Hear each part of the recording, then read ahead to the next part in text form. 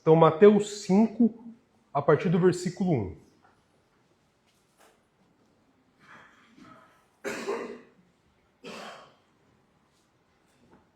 Diz assim a palavra do Senhor. Ao ver as multidões, Jesus subiu ao monte e sentou-se. Os seus discípulos aproximaram-se dele e ele começou a ensiná-los, dizendo: Bem-aventurados os pobres de espírito, pois deles é o reino dos céus. Bem-aventurados os que choram, pois serão consolados. Bem-aventurados os humildes, pois receberão a terra por herança. Alegrem-se e regozijem-se. Perseguiram os profetas que viveram antes de vocês. Vamos orar? Pai, nós nos colocamos diante do Senhor mais uma vez, desejosos de ouvir a Tua palavra, Pai. Desejosos de ouvir o Senhor nos ensinando, mostrando nossas fraquezas e nos ajudando a superá-las, Pai, nos consolando, nos animando. O nosso pedido, Pai, é que o Teu Santo Espírito atue em cada coração aqui, para que a exposição da Sua palavra, dentro das minhas limitações, possa transformar, quebrantar, mudar, de forma que o Senhor seja glorificado, Pai. Nos ajuda, Senhor. É o que te pedimos, em nome de Teu Filho amado, Jesus. Deixa eu começar com uma pergunta para você. Você se considera alguém chorão ou chorona? Risos da identificação, né? Pastor Carlos tem cara de chorão, né, Pastor Carlos? É brincadeira, ele vai bater depois. Se você é chorão ou chorona, chora com facilidade, né? Você costuma chorar pelo quê? Ou mesmo se você não é muito chorão, né? O que te faz chorar, normalmente? De repente, uma série que você viu, um ato de amor que você viu, uma história triste que você testemunhou. O que é que te faz chorar? Às vezes, o seu pecado te faz chorar. E eu estou perguntando tudo isso, dizendo essas coisas, e como você percebeu, o nosso tema hoje tem tudo a ver com lágrimas. Nosso tema hoje vai te mostrar que as lágrimas, na verdade, podem ser um sinal daquele que faz parte do reino de Deus. E por isso, o nosso tema hoje é: o reino pertence aos que choram. Eu quero te mostrar que o lamento pelo pecado é marca daquele que será consolado no reino de Deus. O lamento pelo pecado é marca daquele que será consolado no reino de Deus. Antes de ir para o texto, eu preciso te relembrar duas informações importantes. Primeiro, como a gente viu, nossa exposição é no livro, no Evangelho de Mateus, certo? Especificamente no Sermão do Monte. E se você lembra daquela primeira mensagem que eu preguei, você se recorda do objetivo, né, ou do propósito de Mateus ao escrever seu Evangelho? Não, né? Sabia que isso ia acontecer. Alguns lembram, né, Sibeli, para fazer justiça aqui. Se você lembrar bem, se você puxar da sua memória, você vai perceber que o Evangelho de Mateus ele tem um propósito bem específico. Mostrar que Jesus é o Messias prometido no Antigo Testamento. Isso para os judeus convertidos e para os judeus não convertidos.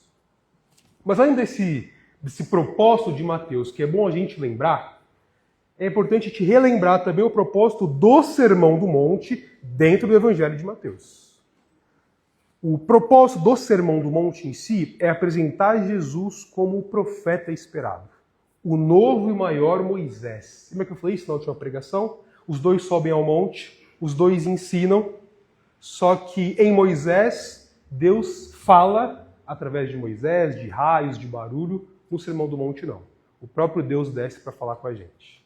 Então, lembre, e é importante você ter isso em mente, o Evangelho de Mateus e o Sermão do Monte estão preocupados em te mostrar que Jesus é o profeta, é o rei, é o escolhido de Deus aguardado por Israel. para a redenção do seu povo e para libertá-lo da dominação romana, dentre outras coisas. Tranquilo? Então, para você que anota, a primeira parte dessa mensagem tem o título de O Lamento no Reino do Pecado.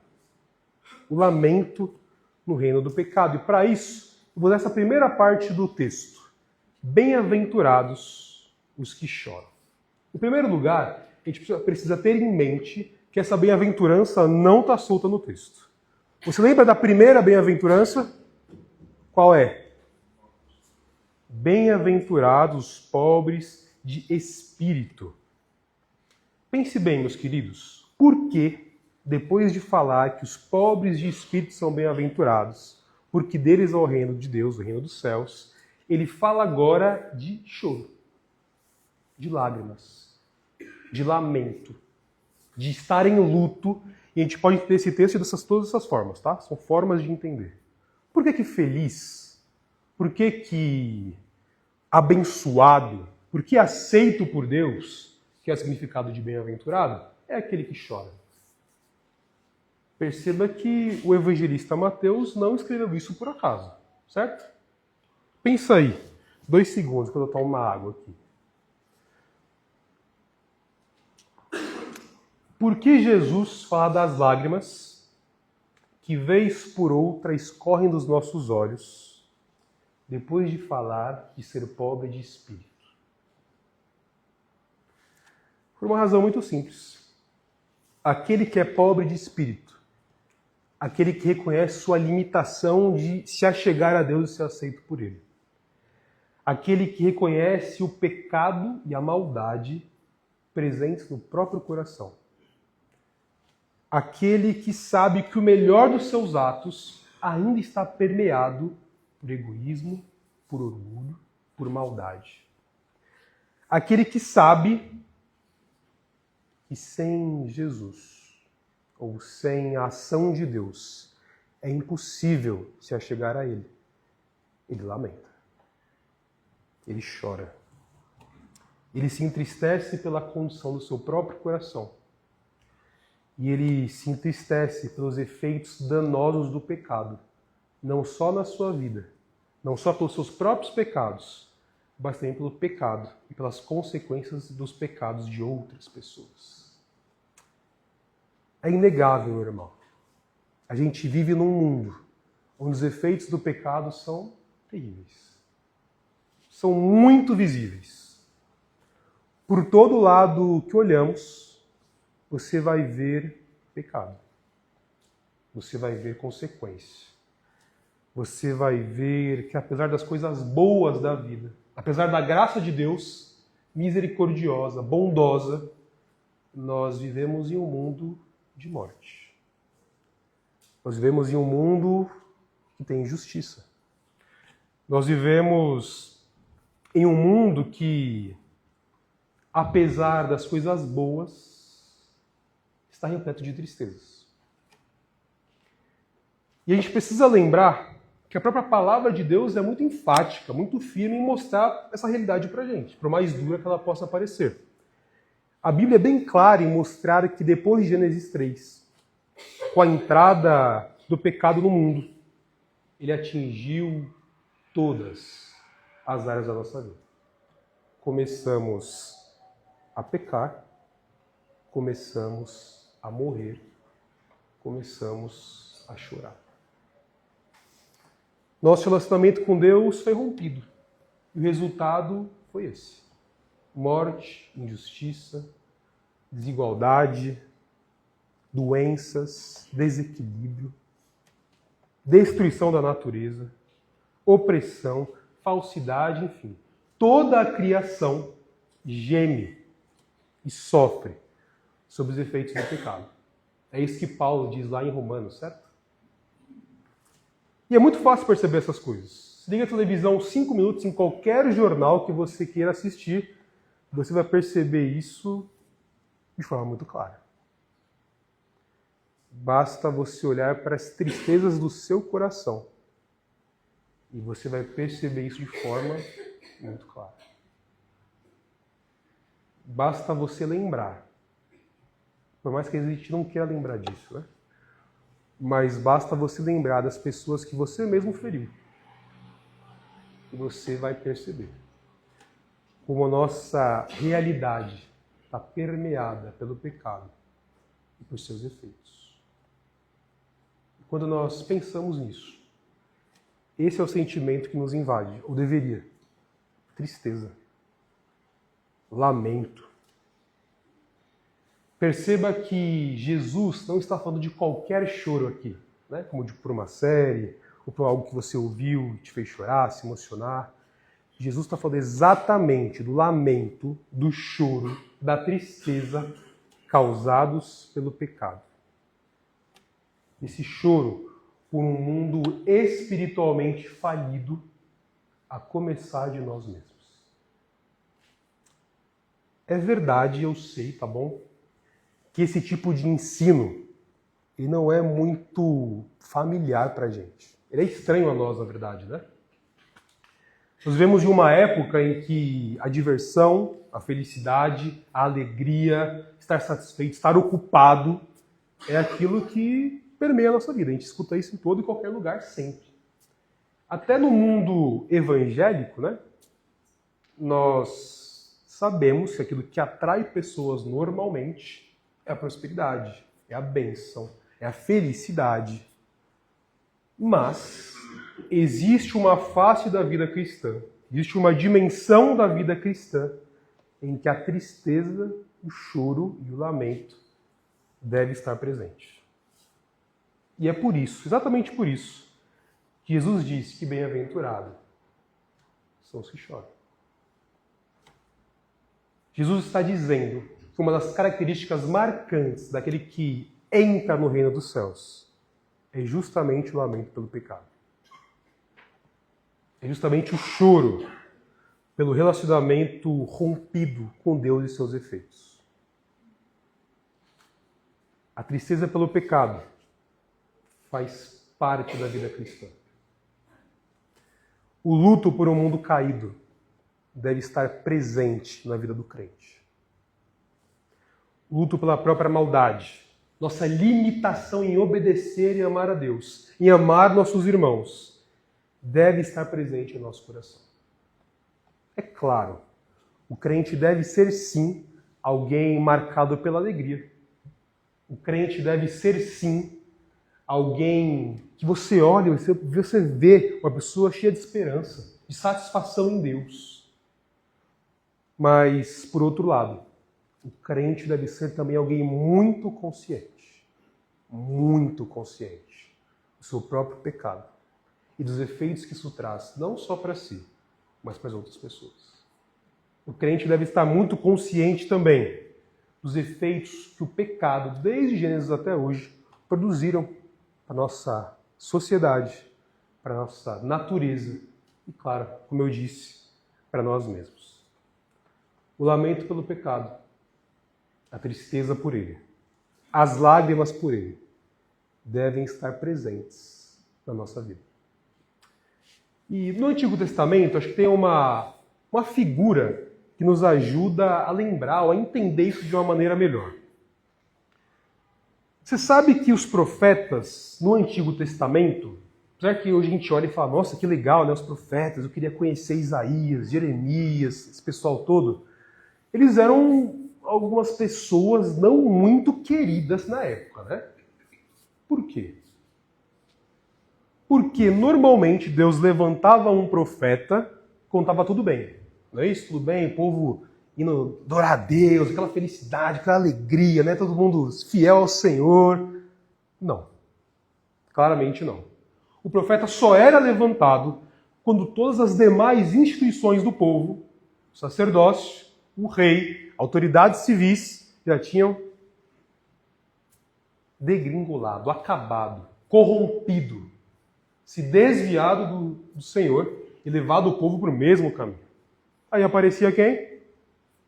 Os profetas. O último recurso de Deus. A última instância. Né? Ninguém deu jeito. E agora? Levanta os profetas. E é por isso que eles, às vezes, fazem coisas que a gente acha até estranho, né? E tiveram fins também difíceis.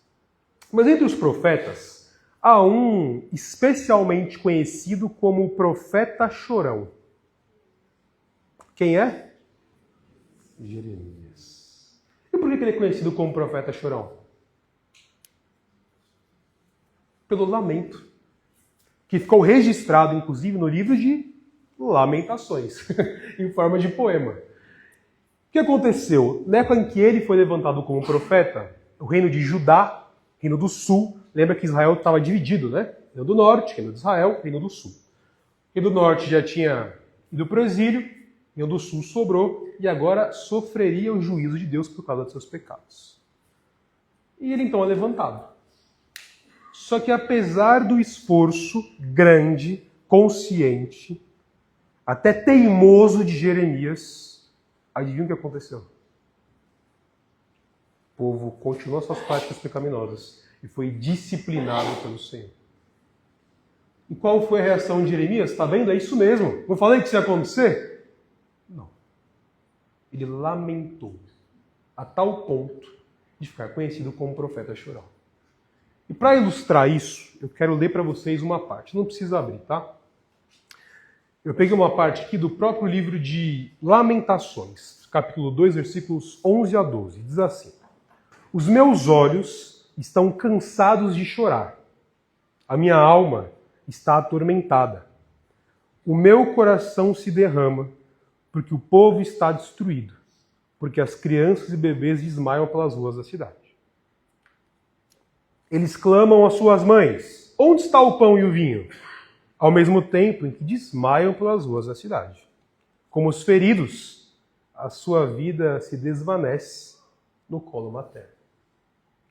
Tente imaginar, meu irmão, Jeremias não era o culpado pelo que havia acontecido. Pelo contrário, ele tinha sido uma testemunha fiel do Senhor para dizer: gente, não vai por esse caminho. Isso aí não vai dar certo. O povo ouviu? Não. Sofreu as consequências. Mas a atitude ou a reação de Jeremias é se colocar no meio desse povo e lamentar o que estava acontecendo. Chorar por esse povo. Clamar a Deus por esse povo. Apesar do próprio ministério dele, de ele mesmo ter alertado o povo sobre isso. Lamento pelo pecado. Esse é um excelente retrato do que Jesus está dizendo aqui. Qual é o seu sentimento, meu irmão, quando você percebe o pecado na sua vida?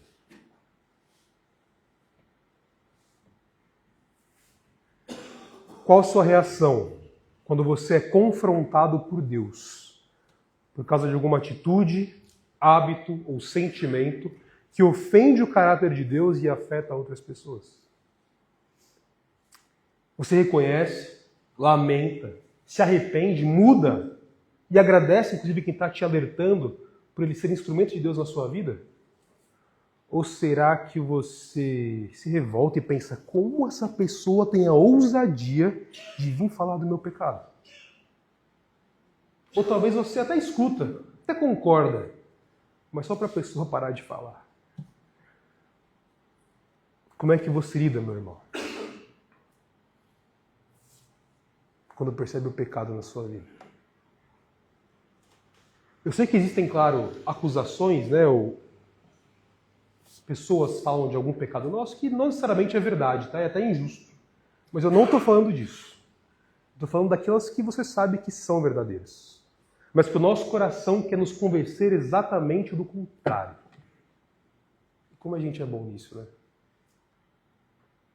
Como a gente é bom em apresentar justificativas. Como é tentador agir assim quando a gente é confrontado.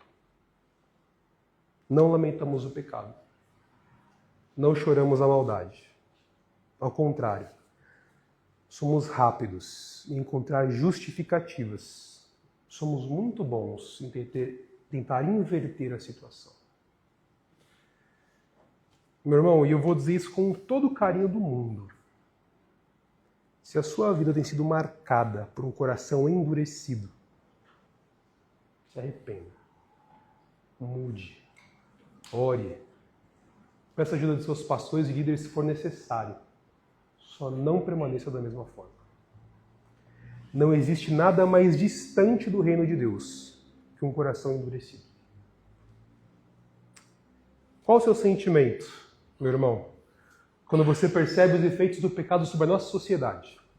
Corrupção, roubo, violência, injustiça, preconceito, discriminação, destruição da natureza, entre outros. Você se revolta, você diz que o mundo está perdido, acabou, não tem mais jeito, você culpa a política, ou talvez você seja indiferente. Afinal, nada a ver comigo isso, né? Eu não fiz nada.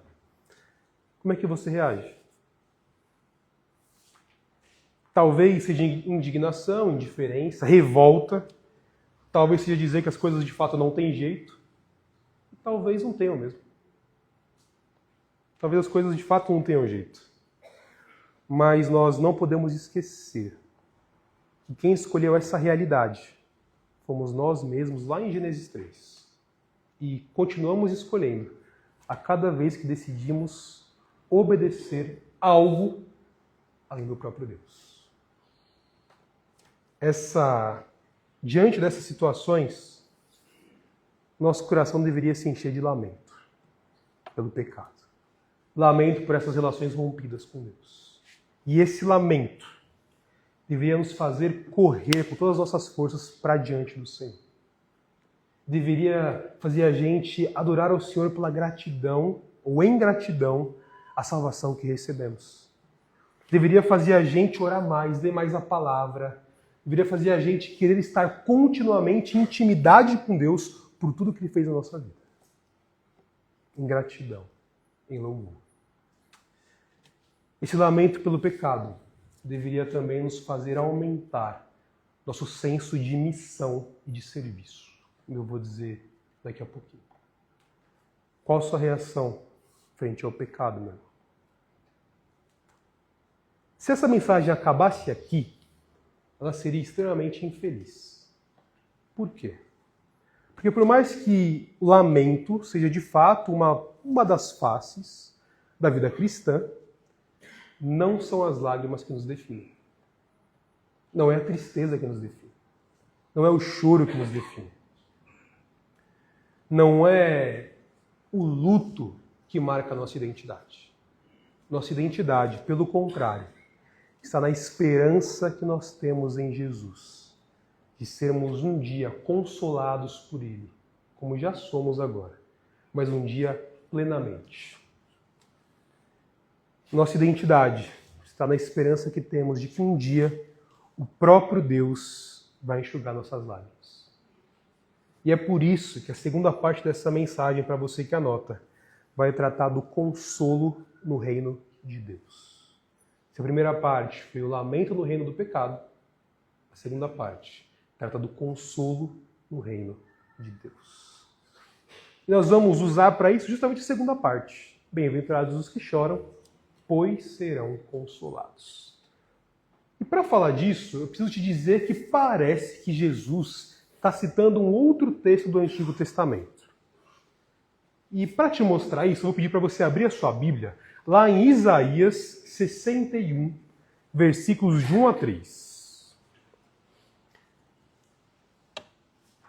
Isaías 61, e vamos ler de 1 a 3.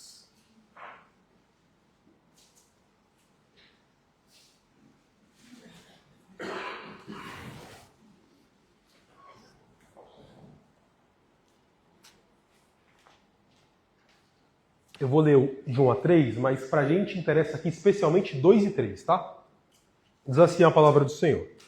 O Espírito do Soberano Senhor está sobre mim, porque o Senhor me ungiu para levar boas novas aos pobres. Ele me enviou para cuidar dos que estão com o coração quebrantado, para proclamar liberdade aos cativos e libertação aos prisioneiros, para proclamar o ano do favor do Senhor e o dia da vingança do nosso Deus, para consolar os que andam tristes e dar a todos os que choram em Sião uma bela coroa em vez de cinzas, óleo de alegria em vez de pranto, manto de louvor em vez de espírito deprimido. Eles serão chamados carvalhos de justiça, plantio do Senhor, para revelar o seu esplendor. Te lembra alguma coisa? Parece que sim, né? Você percebe que aí em Isaías, especialmente os versículos 2 e 3, ele falam desse consolo aos que andam tristes, certo? Dessa esperança que seria trazida por esse ungido do Senhor. Esse rei, esse profeta, esse líder que viria para a nação de Israel para restaurá-la, trazendo um reino de esperança, de paz, de alegria, prosperidade, de consolo e assim por diante. E esse é um tema que em Isaías aparece algumas vezes, né? Tal consolo, como eu disse, viria através do Messias. E adivinha quem usa esse texto para dizer que parte dessa profecia havia se cumprido? Chuta alguém aí, vai. É da Bíblia, tá, gente? Não é pregador, não. Jesus. Você não precisa abrir, mas eu vou ler Lucas 4, 18 a 21 para você. Foi-lhe entregue o pergaminho do profeta Isaías e, desenrolando, encontrou o lugar onde estava escrito. Olha só que passagem que ele achou, né? Olha que coincidência. O Espírito do Senhor está sobre mim, porque ele me ungiu para levar boas novas aos pobres. Ele me enviou para proclamar liberdade aos presos e recuperação da vista aos cegos, para libertar os oprimidos e proclamar o ano do favor do Senhor. Então fechou o livro, devolveu ao assistente e sentou-se. Na sinagoga, todos tinham os olhos fitos nele. E ele começou a dizer-lhes: hoje se cumpriu a escritura que vocês acabaram de ouvir. Percebeu? É interessante como Jesus, ele coincidentemente abre o rolo, né, nessa porção, e ele fala que ele veio para proclamar boas novas, para curar os enfermos, libertar os oprimidos, proclamar o ano do favor do Senhor. Mas ele para justamente aí. Ele não fala da parte da vingança, nem do consolo que viria do Senhor. Agora perceba, por que Jesus justamente parou nesse ponto? Por um motivo muito simples. Por mais que a gente hoje, pela bondade de Deus, a gente já desfrute do consolo do Senhor, da bondade de Deus, do seu encorajamento, apenas teremos pleno conforto, distante do pecado e das dores desse mundo, quando Jesus voltar para estabelecer o seu reino. E na glória, os novos céus e na nova terra. E é uma realidade que vai ser totalmente transformada. Enquanto estamos nessa realidade, já desfrutamos do favor, da bondade, do conforto de Deus. Que muitas vezes é o que nos ajuda a passar pelas dores dessa vida. A suportar o lamento, suportar a tristeza, suportar a perda, como no caso do irmão André. Mas nós temos a esperança, ainda que a gente lamente a maldade, ainda que a gente chore a morte, ainda que a gente guarde luto por toda a injustiça, que um dia nós estaremos plenamente confrontados, não, consolados, confortados na presença do nosso Deus. Todo lamento, todas as alegrias, todas as lágrimas, toda a tristeza, todo o luto será transformado em riso diante do nosso Senhor. Graças a Deus por isso. Uma vez eu estava conversando com um irmão, não é dessa igreja, tá? Pode ficar tranquilo. Que é alguém muito querido para mim, tá? E esse irmão, ele estava passando por uma situação difícil. A esposa dele estava com um problema de saúde bem sério. E estava tendo outros problemas também, tá? Daí eu fiquei sabendo disso. E eu fui lá para tentar conversar com esse irmão, né? Animar de alguma forma. Mas o surpreendente é que quem saiu consolado dessa conversa fui eu. Eu fui lá, comecei a conversar com ele, né? Perguntar da família, como é que estavam as coisas, tentar encorajá-lo de alguma forma. Ele virou para mim e falou o seguinte: João Vitor, e meu nome é João Vitor, tá? Pode parecer esquisito, Mas Caput é quase nome artístico, tá? Meu nome é João Vitor, normalmente João, tá bom? Mas pode me chamar do que você preferir, tá? É só um parênteses. Oi, João Vitor, é verdade, a gente está passando por esse momento difícil mesmo, delicado, mas um dia todas essas coisas vão passar. Um dia a gente vai estar com o nosso Deus e as coisas não vão mais existir. É só nessa realidade que a gente pode adorar a Deus através do sofrimento. Só nessa realidade a gente pode adorar a Deus através do sofrimento. Assim que eu ouvi isso, eu fiquei até constrangido. Falei, uau, está passando por um momento de dificuldade. A esposa dele está doente. E a preocupação dele é que só nessa realidade a gente pode adorar a Deus através do sofrimento. Pois é. Esse irmão parece ter entendido perfeitamente o que é chorar, o que é ser bem-aventurado por chorar. Pois um dia nós seremos consolados. Meus irmãos, nesse mundo onde o pecado ainda reina, a gente vai ter muitos problemas e muitas dificuldades. A Bíblia não nos promete nada diferente disso. Vamos lamentar a morte, vamos chorar por causa dos efeitos do pecado, vamos nos entristecer por conta da maldade. Porém, não podemos esquecer que temos verdadeira esperança para além de tudo isso. Não podemos esquecer que, para nós, o reino do pecado tem hora para acabar. A tristeza, o choro, a injustiça, o lamento estão com dias contados. Temos uma esperança viva e certa de que um dia todas essas coisas acabarão. E que nada foge do controle do nosso Deus. Absolutamente nada. Um dia estaremos com Ele e Ele enxugará dos nossos olhos toda lágrima. E não haverá morte, aflição, choro ou dor. Eu estou citando textualmente Apocalipse 21:4. Pode conferir depois. Lamentamos, mas não nos desesperamos. Choramos, mas não são as lágrimas que nos definem.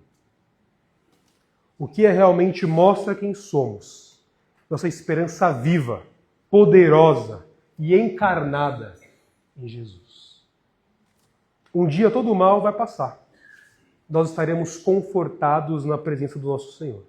Por isso, mesmo hoje, em meio às lutas, dificuldades, medos, preocupações, boletos, enfim, nós podemos ter esperança e alegria em meio à dor, em meio às doenças, em meio à injustiça, em meio aos boletos, em meio à segunda-feira, enfim. Meu irmão, minha irmã, como é que você tem enfrentado as dificuldades da sua vida? Com desespero? Com medo? Sem esperança? Desanimado? Deixando as dores e as preocupações te dominarem? Ou com esperança? Confiante no Senhor? Dependente do Senhor? Satisfeito em Deus e buscando amadurecer a cada dia mais? E aprender o que Deus quer te ensinar em meio a isso? Buscando, com todas as forças, adorar a Deus e fazer o seu melhor dentro das circunstâncias em que Ele te colocou. São os momentos de dificuldade que muitas vezes mostram onde está a nossa esperança. Aquele que confia em Deus consegue ter esperança, mesmo em meio às dificuldades e mesmo sendo difícil. Se confiamos em Deus, meu irmão, além de termos esperança, sabe o que mais a gente pode fazer? A gente pode ser instrumento de Deus para levar a esperança para quem está sofrendo. Pensa 5 segundos em quem você conhece. Colegas, familiares, parentes, amigos, vizinhos. Em todo momento a gente se depara com quem está sofrendo. Faz parte dessa realidade desse mundo. Faz parte do reino do pecado, como falamos há pouco. E em meio a tanta dor, tanto sofrimento, tanta injustiça, adivinha quem pode ser instrumento de Deus para levar esperança para essas pessoas? Não é mais Jeremias. Somos nós. Nós podemos dizer que por meio de Jesus há esperança para uma vida satisfeita, feliz, nessa realidade, mas por toda a eternidade. Nós podemos dizer para essas pessoas que um dia esse pecado vai acabar, as dificuldades vão passar e nós teremos conforto eterno junto a Ele. Deus é tão bondoso que enquanto estamos nesse mundo, já desfrutamos de certo consolo dele, é claro. Mas chegará o dia em que esse pecado simplesmente não vai mais existir. Nós estaremos plenamente confortados com ele. Enquanto esse momento não chega, nós podemos mostrar nossa esperança através de uma vida confiante, dependente, e sermos agentes de Deus para levar essa esperança para outras pessoas. Concluindo, hoje nós vimos que a segunda bem-aventurança ela é quase que uma consequência da primeira, né? Nós lamentamos porque somos pobres de espírito. Nós vimos que esse lamento, o pobre de espírito, ele reconhece a sua incapacidade frente ao pecado. Ele reconhece que só por Deus ele pode ser aceito, só pela ação de Deus ele pode ser aceito e bem-aventurado, feliz no Senhor. E o bem-aventurado, o pobre de espírito, ele lamenta o seu pecado e os pecados que estão à sua volta. Porém, a tristeza pelo pecado, o lamento pela maldade, as lágrimas, não podem nos levar ao desespero ou à falta de esperança. Pelo contrário, o lamento, o momento de dor, é uma grande oportunidade de mostrarmos qual nossa verdadeira esperança. Em quem depositamos nossa fé. Em quem acreditamos. E mais, sermos instrumentos do Senhor para levar essa esperança a outras pessoas. E meu desejo, meu irmão, é que você viva essa esperança diariamente na sua vida. E seja usado por Deus para ser instrumento de levar esperança para todos os que sofrem. Vamos orar? Pai, nós te agradecemos pela tua bondade e misericórdia. Nós agradecemos pela tua palavra que é rica, que nos conforta, que nos consola, que nos quebranta, mas que é usada pelo Teu Espírito para nos transformar, Pai. Então, nosso pedido é que o Senhor nos ajude, Pai, a lamentar o pecado, a chorar por ele, a nos entristecermos por ele, a começar do nosso próprio pecado. Mas que esse lamento, Senhor, nos leve a confiar, descansar e aguardar o verdadeiro consolo que já desfrutamos agora, mas que será pleno, perfeito, quando o Senhor retornar. Pai, nos ajuda a viver essa esperança diariamente, Pai. Em meio às lutas, às nossas fraquezas, aos nossos medos, às nossas preocupações, Pai. Quando os momentos difíceis chegarem, e eles chegarão, que a nossa esperança permaneça firme e seja um testemunho para outros, Pai.